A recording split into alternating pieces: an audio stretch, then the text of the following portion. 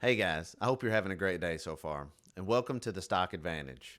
I'm Darren, and my goal is to help you beat the market by summarizing news and information in a way that you can use to make money. As you know, it's earnings season, so in today's video, we're going to look at two stocks that reported earnings last week and got beat down. I'm going to go into why they fell and then what some potential opportunities are moving forward. I call this, let's break down the beatdowns. So let's jump right into it.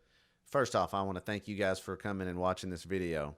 If you find any value to this video at all, I would appreciate it if you would like the video and subscribe just to show support for the channel. Also, if you would like to start a new trading account with Robinhood or Webull, I have those links in the description down below that if you open an account and you deposit $100, you'll get free stocks.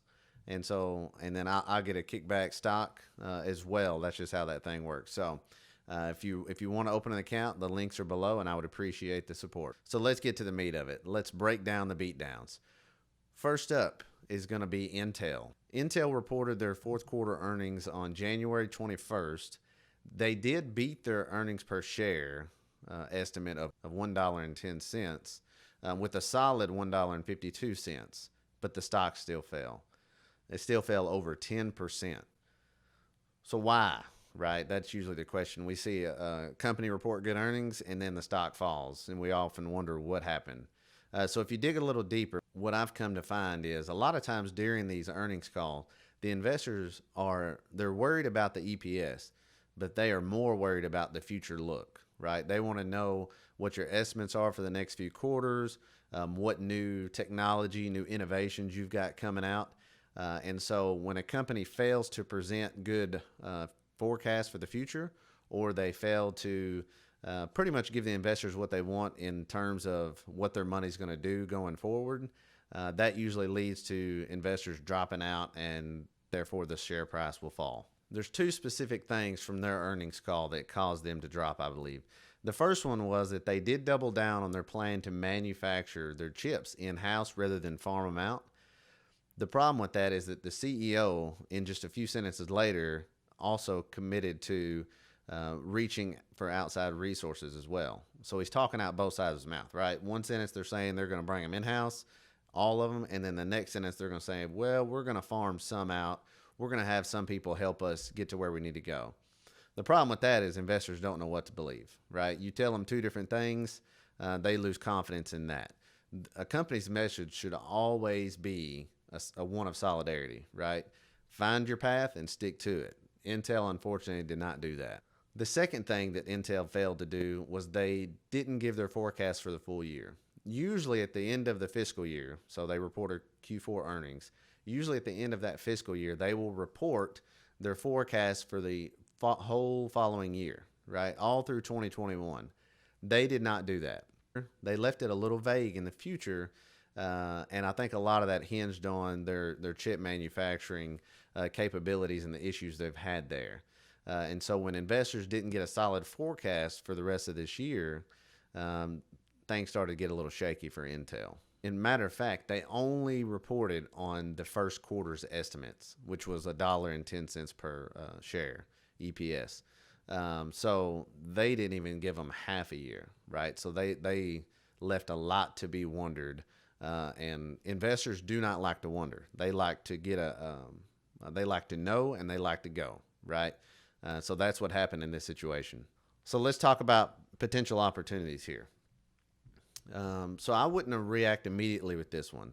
Some people may see that it fell 10% and they're thinking, oh, I'm going to go in and buy pre-market on Monday morning and I'm going to ride that quick 10% back up. I'm not sure that it's going to do that. Even after this drop, they're trading just a little bit higher than they were just a few days ago. If you look back at January 12th, they actually had a very big 10% spike going from, I think it was $52 to like $59 per share when they announced the new CEO, right? So that got investors excited, and so the stock went through the roof for a little bit. And then it did continue to climb up to $62, $63 before earnings. Right, so this 10% knockdown still leaves them in that area they were in just a few weeks ago. So it's not like they went to 90-day lows or anything like that. They're actually trading about where they were before they released that CEO news. So take that into account. The bottom line with Intel is that they're not doing terrible. The problem is that their competitors, AMD and NVIDIA, are doing so much better, and they're not gaining ground on them, right? Intel keeps losing market share to those guys, as well as companies like Apple, who have decided to take their chip manufacturing inside, and that has hurt Intel as well. Wall Street does still have this at a current price target of about $63 per share. So from where it currently stands, that still would include that 10%, or that 10% increase would get it back to where the target price is for the stock.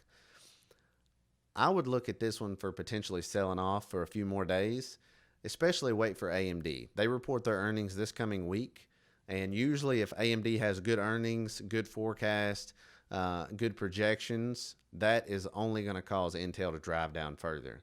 So I would add this one to my watch list, and I would sit and wait. I would wait until Intel or AMD reports their earnings, and my guess is that Intel may drop another 5 to 10% throughout this week. Wait till it gets a solid bottom, and that may be the mid 40s. It may only drop off to about 50, but do not buy in on Monday. Do not buy in immediately. This is one where you want to wait and watch, because they have had a good recovery since their major drop back a few months ago. But I anticipate that they'll drop back again throughout this week as AMD has their earnings and their projections. Okay, for the next stock, it's another stock related to Intel, and this one was IBM. Intel and IBM reported earnings, and since then, their stocks both tanked. They reported Q4 earnings as well on January 21st. And like Intel, they beat their EPS estimate. Their estimate was $1.79 per share. They came in at $2.07 per share. So again, that came in very well, but the stock still fell post earnings about 11%. So why is that? Even though they beat their EPS was 50% lower year over year. So pretty much they knew this was going to be a bad quarter, and they estimated low. And so they pretty much set themselves up to beat that EPS, but it does not show growth year over year. And also their revenue missed target, right? So no matter what IBM can do right now, they are not pleasing the investors. With this decline, they've fallen about 25% from their year high. When not adjusting for the dividend, over the last decade, they're down about 11%. If you go back and look at the charts, you'll see that IBM never fully recovered in the way that a lot of the other tech stocks did after the coronavirus struck in 2020. Their lack of recovering has caused a lot of the bulls, I believe, to cut out of IBM and to become a little worried, which makes sense. So let's talk about the potential opportunities on this one. I would tread very lightly with this one. It has been an overall downtrend for years. It's fallen behind its competitors in the cloud space, where all your other tech companies are really growing and they've had a record year in most cases. IBM is not. They've continued to fall behind, and they continue to fall short. There is potential to make money, right? I mean, even on a downtrend stock and a problematic stock, there is potential to make money. But myself, I wouldn't add this one to the long-term portfolio. I could see this one playing the technicals to make maybe 8 to 12% gain. Wall Street does have this current price target at $137 per share, which is significantly higher than it is today. If you're looking at the technical side, if you're trying to play it from that angle, they do have a lot of support at the $116 mark. I think on Friday when it closed, it was $118. So they do have support at the $116 level. If it breaks through that, the next level will be $106 a share.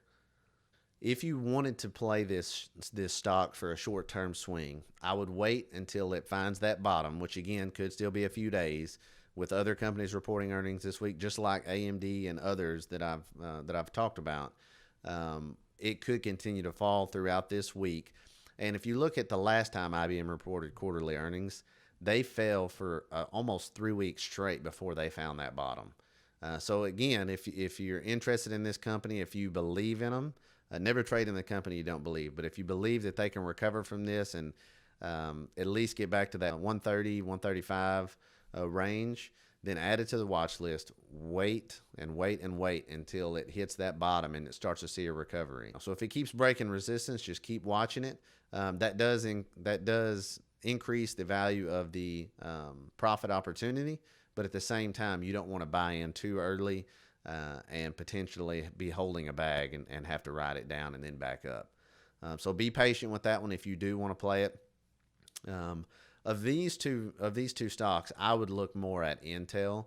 They have been beaten down and they are falling behind the competition, but I think they're still overall in a better position than IBM is. That's the two stocks that we were going to break down the beatdowns. And the reason I wanted to start this series is a lot of times people see those big earnings drops, 10, 15%, and they're thinking, oh, I'm going to throw, some money into it, and then in 2 days I'm going to make 10 or 15% on that stock. And a lot of times they end up caught holding the bag. The stock stays down longer than expected, or the earnings revealed something that's more of a long-term problem. Sometimes that is the case, right? There is the such thing as the overreaction, where a stock will do good, but maybe it didn't quite meet expectations and it'll still tank, and then it will recover a few days later, but that's not always the case. In those situations, what you do is you add those stocks to your watch list. If you believe in that stock, you wait until it starts to rebound, starts to show life, finds a solid bottom, and then you can get in and you can make good money in those situations. The bottom line is be careful anytime you're playing earnings and try to understand why the stock fell. All right, guys, so that's going to be it. As always, this is just for entertainment purposes only. I'm not a licensed financial advisor. I'm merely giving you some information that maybe you can use to kickstart your own due diligence, do your own research on these stocks, and see if they align with your trading or your investing strategies. Don't forget to subscribe and click that notification bell so that you can stay up to date with this channel, The Stock Advantage. And until next time, have a great day and God bless.